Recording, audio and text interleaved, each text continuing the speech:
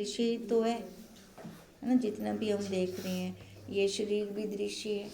अब यहाँ से असंग होना है, अलग होना है दृश्य से।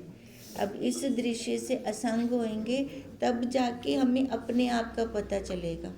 अगर हम दृश्य वर्ग के साथ जुड़े रहते हैं तो हम अपने आप को नहीं जान सकते।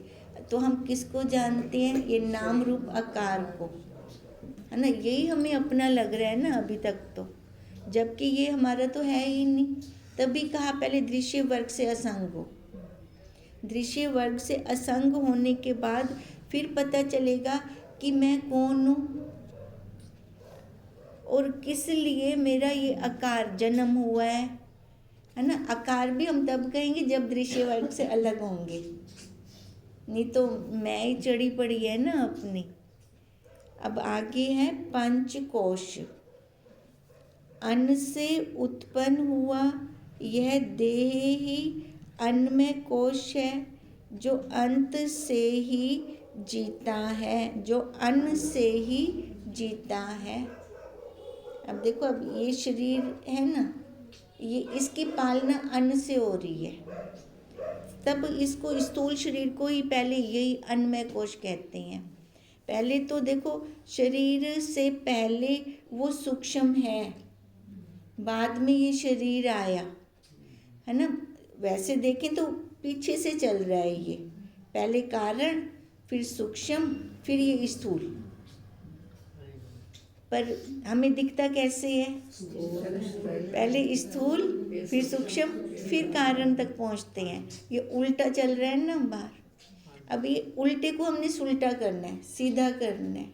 अब सीधा करने के लिए हमें ये पता होना चाहिए कि अन्न से उत्पन्न हुआ यह देह ही अन्नमय कोश है, जो अन्न से ही जीता है। जब व्रत रखते हैं, अजय ये काम कहना तीसरे मैं कल कर सा, क्यों? अन्न नाल शक्ति होती है ना, वो शक्ति ही कहनी हिंदे अंदर, और उसके बिना नष्ट हो जाता है। यह त्वचा, चर्म, मांस, रुधिर, अस्थि और मल आदि का समूह स्वयं नित्य शुद्ध आत्मा नहीं हो सकता। अब देखो, आत्मा तो प्योर है ना, उसमें कोई मिलावट नहीं है ना।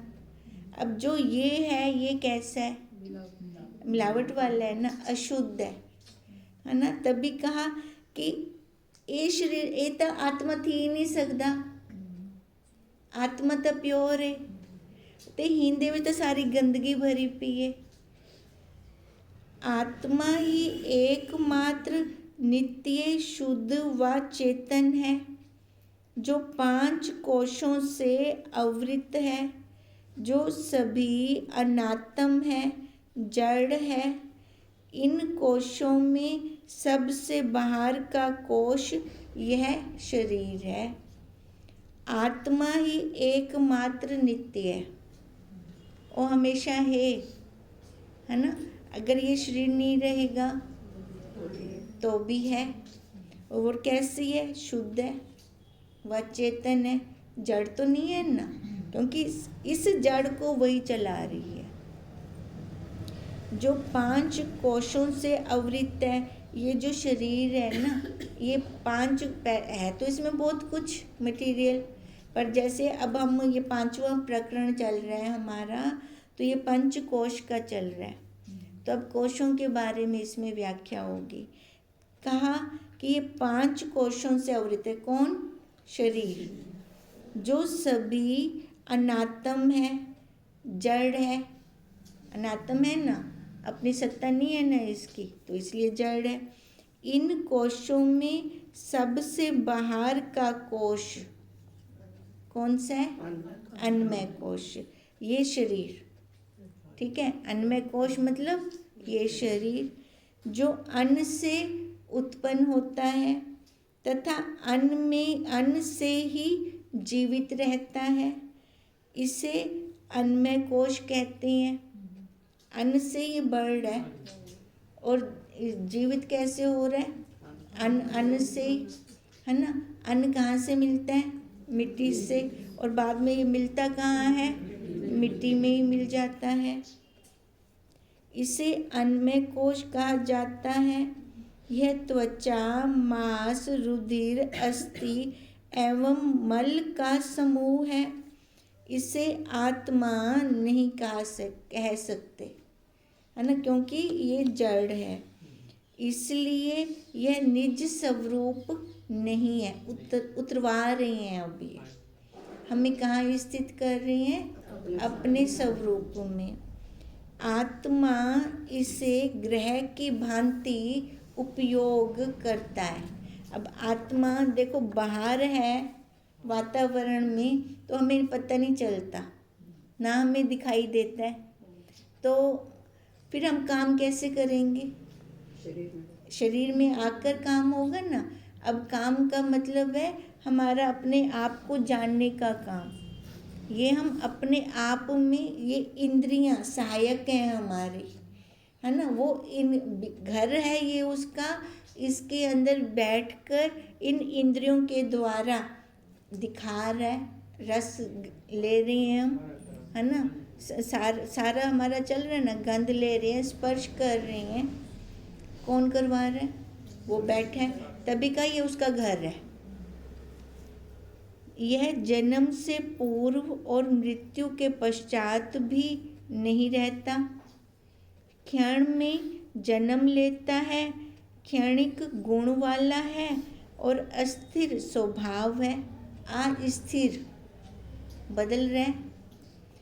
यह जन्म से पूर्व और मृत्यु के पश्चात भी नहीं रहता। जब तक जन्म नहीं था, कहना ही ना, जब मृत्यु थी गी, खत्म, राख बन गई। और क्षण में जन्म लेता है ना। जन्म, अब देखो जैसे बच्चा आया, पहले हमें पता नहीं ना कैसी शेप होगी, कैसे उसके बाल होंगे भी कि नहीं होंगे, ठीक है, हमें कुछ नहीं पता ना। कहते हैं क्षण में जन्म लेता है और क्षणिक गुण वाला है। गुण इसके बदलते रहते हैं, कभी एक रस रहे, और अस्थिर स्वभाव है ना। स्वभाव भी एक जैसा नहीं रहते ना, कभी गुस्सा आ रहा है, कभी शांत बैठा है। तथा अनेक तत्वों का संघात है। कितने तत्वों से बना है ये? 25। प्राकृति बोलते ना, सूक्ष्म तारा, ऐसे है ना। अनेक तत्वों का संघात है, जड़ और घट के समान दृश्य है। जड़ अपने आप कुछ नहीं करता, इसकी सत्ता नहीं है अपने आप कुछ कर सके, इसलिए इसको कहा जड़। और कहा घट, जैसे मटका टूटा तो गया, खत्म, किसी काम का तो नहीं रहा। ऐसे ही जब इसकी मृत्यु हो गई, तब ये घट किसी काम का नहीं रहा, तब कहा जड़ और घट के समान दृश्य है। फिर यह भाव विकारों का जानने वाला अपना आत्मा कैसे हो सकता है? अब हमें पहुंचा अपने स्वरूप पे रहे हैं, है ना, भी कह रही हैं कि ए शरीर तू कहनी है। जैसे हमारी बुद्धि में होता था कि होता था क्या, अभी है मैं खमदा पिया, है ना, मैं सुमदा पिया, है ना, मैं करके बोलते हैं ना, मतलब भाव अपने वाला होता है, इसको अलग करने वाला भाव नहीं होता। अब वही बात कह रही हैं, जो तेरा है ही नहीं, क्षणिक है, क्षण भंगुर है, तो उसको अपना क्यों मान रहा है? कहने का मतलब यही है ना, हमें कहाँ टिका रहे हैं? अपने स्वरूप में। जो शाश्वत है ये पल पल बदल रहा है, स्वभाव भी बदल रहा है, आकार भी बदल रहा है, अवस्थाएं भी बदल रही हैं। अब बदलने वाला तो मैं हो नहीं सकता, तो बदलने वाला कौन? ये शरीर, है ना। इसके अंदर विक्षेपता भी आ रही है, क्रोध भी आ रहा है, तो ये मैं हूँ नहीं, मैं एक रस हूँ। तभी कहा ये शरीर तो कैसे हो सकता है? आत्मा ही निज का सत्य स्वरूप है, जो नित्य है, शाश्वत है, चेतन है। आत्मा ही निज का, हमारा स्वरूप क्या है? सत्य, चित्त, आनंद है ना, आनंद स्वरूप है हम देखो सतत गुस्सा क्रोध नहीं कर सकते, पर सतत आनंद में या शांत स्वरूप रह सकते हैं ना। तो इसलिए हमारा स्वरूप है आनंद स्वरूप है हम, सत्य एक रस रहता है हमारा, उसमें कोई विकार नहीं है। विकार है तो इस शरीर के अंदर है। चित्त जान रहा हूँ, जानना स्वरूप है ना हमारा, हर बात को जनवा रहा है हमें, हर बात को जनवा रहा है हमें। जैसे अब कहीं पर मैंने कुछ रख दिया, आपको तो नहीं पता, अच्छा मैं क्षणिक भूल भी गई, कहाँ रखा है कहाँ रखा है कहाँ रखा है ना। और कौन दसदा है अंदर बैठा? हथ, इंद्रियां, अखियां, ये तक नहीं दसदियां, जबकि रखा हाथों से है। आंखें इसकी साक्षी हैं भी यहाँ रखा है, मैं भूल गई, नहीं समझ में आ रहा। मैं अख तो पूछा, अख तू दस मेरे को किधे रखे, तू तो साक्षी है। मैं हाथ तो पूछा, तू दस किधे रखी, तू तो खुद रखी हो थी, बताएगा हमें?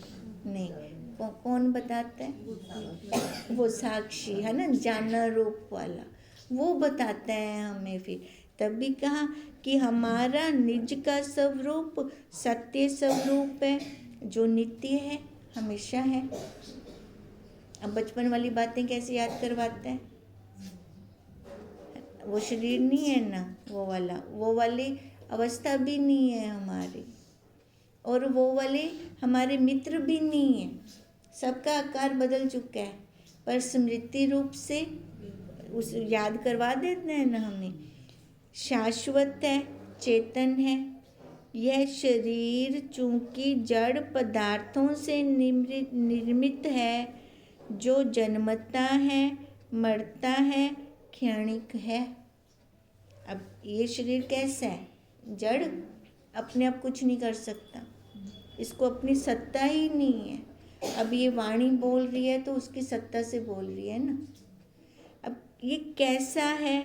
जन्मने मरने वाला है शरीर ये, और इसको क्षणिक कहा है ना। ये तो हमें बहुत लंबा टाइम लगता है शरीर के साथ रहते रहते रहते, नहीं तो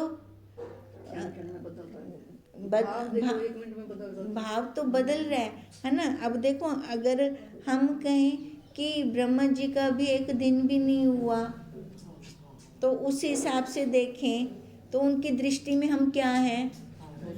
जाग रहे हैं कैसे? ओ हाली सुत्ते पे उन्हें 10 स्वप्न चलता पे, उनके स्वप्न के अंदर हैं हम सारे।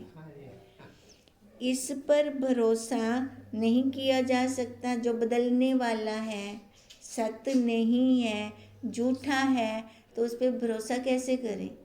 हम झूठे व्यक्ति पे भरोसा करते हैं? नहीं करते ना। हिंदी उते कि मैं कितनी बैठूं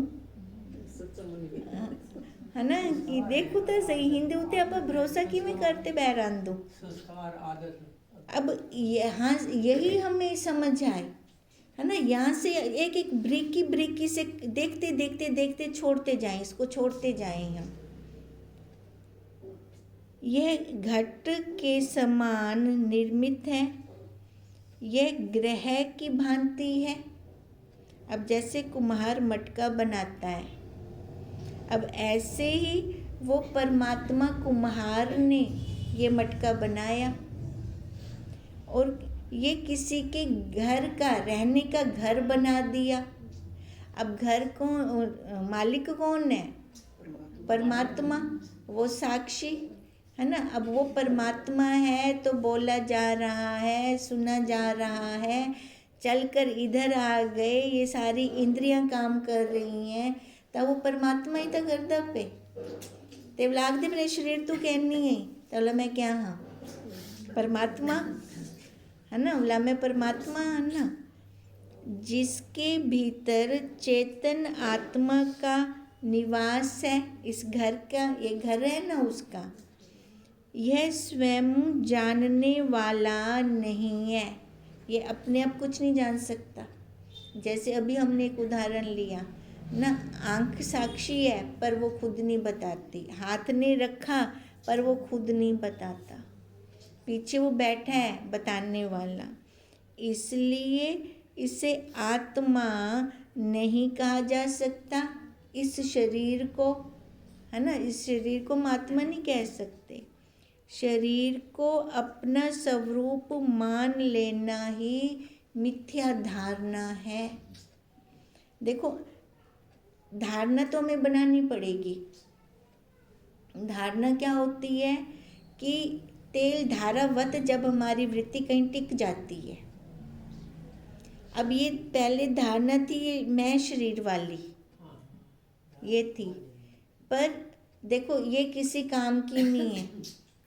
और उसकी इसकी ना वो पोल खोल रहे हैं, ये अन्नमय कोश का शरीर है ना, इसकी पोल खोल रही हैं कि ये झूठा है, असत्य है, बदल रहा है ना, इसका स्वभाव भी बदल रहा है पल पल में। जो ये बदलने वाला है वो तू नहीं है, ये मिथ्या है। ठीक है, कहते हैं ये तेरे को धारणा बनानी पड़ेगी। ये जब ये हम धारणा बनाएंगे, है ना, तो एक धारणा तो ये दोनों में से एक धारणा बना लें, दूसरी अपने आप सिद्ध हो जाएगी। या तो शरीर वाली धारणा बना लें कि ये मिथ्या है, झूठा है, ठीक है, या फिर दूसरी धारणा बना लें कि मैं सतचित अनंत परमात्मा हूँ, मैं आत्मा हूँ।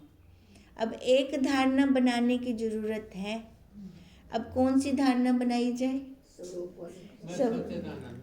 मैं ब्रह्म, ठीक है। अब नहीं तो दूसरी धारणा बनाते हैं तो बहुत कुछ काटना पड़ता है ना, बहुत कुछ मिथ्या मिथ्या कहना पड़ता है, झूठ झूठ कहना पड़ता है। और अगर थोड़ा सा कहीं हम भूल गए झूठ कहना, तो फिर जहाँ से हम चढ़े थे ना वहाँ पहुँच जाएंगे वापस फिर। इसलिए कहा कि धारणा बनानी पड़ेगी।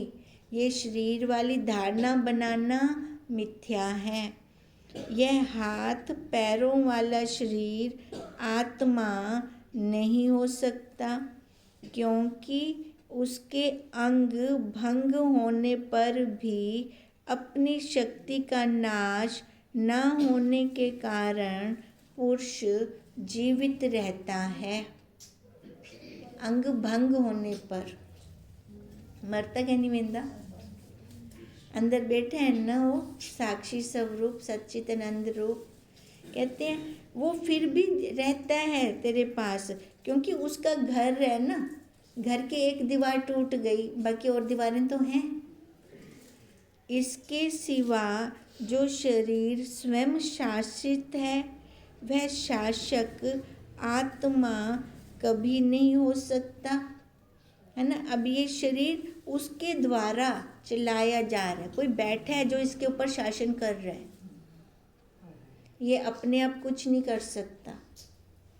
तभी कहा फिर तू ये शरीर कैसे है ना, तू इसको सत्य मान रहा है, तो कैसे मान रहा है इसको सत्य?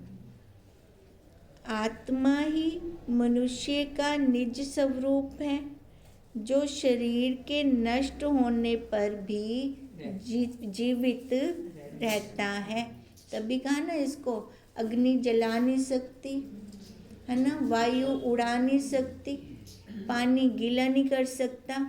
अब तभी तो इसको कह रहे हैं ना, कोई शास्त्र इसको काट नहीं सकता। कोई दिखण वाली वस्तु होवे तो उनकी कट फट कीती बने। शरीर के अंग भंग होने पर भी तथा उसके नष्ट होने पर भी मनुष्य सूक्ष्म लोक में जीवित रहता है। अब सूक्ष्म लोक मतलब वो अंतःकरण तो है। अब मनुष्य की मृत्यु हो गई, मृत्यु के बाद क्या उसका प्रांत काल आ गया? प्रांत काल कब आएगा?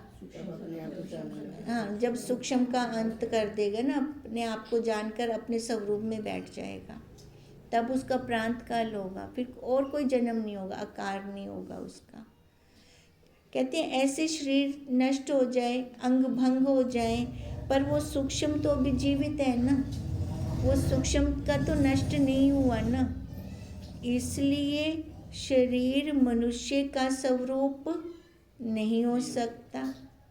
जिस प्रकार घर मनुष्य नहीं है, उसके भीतर रहने वाला मनुष्य ही पुरुष है।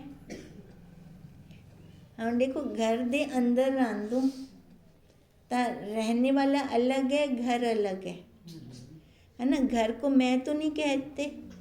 अब ऐसे ये उदाहरण देकर हमें समझा रहे हैं कि ये घर अलग है, तू साक्षी अलग है, तू रहता इस घर में है, पर तू ये घर नहीं है ना। जैसे ये बाहर वाले घर का उदाहरण लिया हमने, उसका जो मालिक है वही पुरुष है।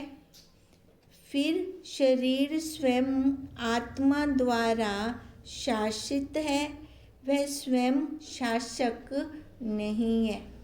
अब देखो, अब मालिक अलग हो गया, घर अलग हो गया। अब ऐसे ही ये घर अलग हो गया, वो मालिक अलग हो गया। अब वो मालिक है तो इसकी रिपेयरिंग करता रहता है, करते रहते हैं ना रिपेयरिंग इसकी। इसलिए पुरुष का निज का स्वरूप उसकी आत्मा है, शरीर नहीं है। हमें बार बार ये बता रही हैं कि तू शरीर नहीं है, तभी हमारी बुद्धि के अंदर ये धारणा बैठ जाए कि मैं सत्य चित्त आनंद हूँ, मैं आत्मा हूँ, मैं शरीर नहीं हूँ। भाग त्याग लक्षण वृत्ति के द्वारा इस शरीर को हम अलग कर दें, इसको उतार दें। देह उसके धर्म, उसके कर्म तथा उसकी अवस्थाओं के साक्षी, आत्मा की उससे पृथकता स्वयं ही स्वतः सिद्ध है। देह उसके धर्म, देखना उसके आ रहे हैं, मेरे धर्म नहीं है, शरीर के धर्म, उसके धर्म, उसके कर्म, कर्म भी इसके। फिर ऐसे क्यों बोला कि मैंने किया? मैंने तो कुछ किया ही नहीं, है ना। करने वाला ये, उसके कर्म तथा उसकी अवस्थाओं के, उसकी अवस्था भी उसकी अवस्था होगी ना, मेरी अवस्था तो ना हुई ना। उसकी अवस्थाओं का साक्षी, मैं साक्षी हूँ, मेरे को पता लग रहा है ना। बचपन गया, जवानी गई, बुढ़ापा आया, पता लग रहा है ना। अवस्थाओं के साक्षी, आत्मा की उससे पृथकता स्वयं सिद्ध है। और आप ही अलग है ही शरीर, तो मिलिया पे क्या कहना, मिल ही नहीं सकता हो। उसका रहने का घर है ये, है ना। हम अपने मकान के साथ क्या मिल सकते हैं? नहीं, हमारे मकान की अवस्था अलग है, हाँ, उसकी टूट फूट अलग है, उसकी रिपेयरिंग अलग होगी, उसकी चूना लिपा पोती करनी वो अलग होगी, है ना। अब मैं घर हूँ ऐसे तो नहीं कह सकते ना हम। अब यही बात यहीं पर है, वो साक्षी मालिक हो गया और ये बाहर वाला अन्मय कोश उसका घर हो गया। तो मैं शरीर कैसे फिर? ना हुआ ना। इस प्रकार देखा जाए तो आत्मा इस देह से सर्वथा भिन्न है, अलग है ना। घर तो मालिक अलग है, जो स्वयं चेतन होने से इस शरीर, उसके धर्म एवं उसके कर्म आदि सब का साक्षी है। अब जैसे हम मकान के, अपने घर के, है ना, साक्षी हैं, सारा कुछ अलग होने से हम उसके साक्षी हैं। इसलिए इस जड़ शरीर को अपना स्वरूप नहीं माना जा सकता। ठीक है, अब जैसे उस घर को मैं नहीं कह सकती, अब ऐसे ही इस शरीर को मैं नहीं कह सकती। आत्मा ही मनुष्य का स्वरूप है। अब जैसे पुरुष अलग हो गया, मालिक अलग हो गया, घर अलग हो गया, अब ऐसे इस घर का जो मालिक है वो मैं हूँ। ये घर जो ये शरीर है वो मैं नहीं हूँ। हड्डियों का समूह, मांस से लिप्त और मल से भरा हुआ यह अति कुत्सित देह है। अपने से भिन्न, अपना जानने वाला स्वयं ही कैसे हो सकता है? हड्डियों का समूह है, आड़ी टेढ़ी हड्डियाँ हैं इसके अंदर, मांस से लिप्त है ना। हड्डियाँ क्या थी गया, आप जड़े वो लेंटर पाते खड़ा कर देंदो मकान, है ना, बाले वो थी के हड्डियाँ। मांस से लिप्त है, तो चूना प्लस्तर कर देंदो जेड़ा, और मल से भरा हुआ है ना, मल है इसके अंदर, कितना गंद है। और जब देखो जब मकान बनाते तो गंदगी कितनी फैलती है ना। बाद में तो ये सारे पेंट पुंट थी ते बाद च निखार आउंदा है ना, अंदर तो सारा गंद भरिया पिया हुंदा है ना। यह अति कुत्सित देह है, अपने से भिन्न, अपना जानने वाला फिर स्वयं कैसे हो सकता है? कैसे हो सकते हैं? जब मैं जान रहा हूँ कि ये मेरे से अलग है ना, गंदगी से भरा पड़ा है, अब हम क्या गंदगी में रहना पसंद करेंगे? हाँ, फिर वो इसको मैं क्यों मान रही हैं? अब जैसे कहते हैं गंदगी पे बैठे हैं ना, तो वहाँ पे मच्छर वगैरह आते हैं, मकोड़े काटते हैं। अब इस शरीर पर बैठते हैं तो मच्छर आते हैं। अब ये मच्छर क्या हुए? हाँ, दुख सुख आते हैं, है ना। कई तो नहीं जोर दा दुख आउंदे नहीं, जोर दा चक मार गंदा है कि वो लाल थी वेंदा, निशान पै वेंदा है वो ताई। अब वो फिर लाल हो जाता है दुख के कारण, है ना। कितनी विक्षेपता आ जाती है। अब कहते हैं जब ये है मैं हूँ ही नहीं तो इसको अलग देख, अलग बना हुआ है ये मटेरियल का सारा। आत्मा जानने वाला है, वही दृष्टा एवं साक्षी है, जो अपने से भिन्न इस शरीर एवं उसकी समस्त क्रियाओं को जानने वाला है। जैसे हम घर को जानते हैं ना, अब यहाँ पे ठीक करवाना है, अब इधर करना है, तो मैं उससे अलग होकर उसका सारा कर रही हूँ। अब ऐसे ही इसको भी जब कोई प्लस्तर लगवाना होता है, अपने से अलग होकर, अब यहाँ दर्द है इधर करना है, अब इधर करना है, वो पता चलता है ना। तो मैं इसको जानने वाला हूँ। जब कोई जानने योग्य दूसरा हो, देखो जानने वाला तभी हो सकता है कि जानने वाला जब कोई दूसरा हो। इसलिए शरीर स्वयं जानने वाला नहीं हो सकता, आत्मा ही जानने वाली है। ठीक है, अब यही है, यही मैं हूँ, यही मैं सच्चिदानंद हूँ, मैं साक्षी हूँ, ये शरीर मैं नहीं हूँ। ओम तम नमामि।